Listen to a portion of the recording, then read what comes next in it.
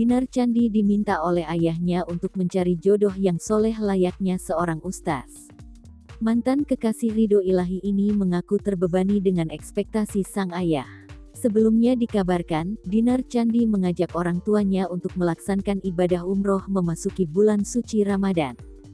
Sang ayah, Acep Ginayah Sobri, sempat mengungkapkan harapannya terhadap putri tercinta.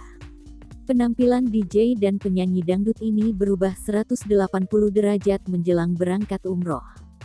Selain mendoakan agar Dinar Candi makin soleh, Acep juga membocorkan tipe menantu idamannya.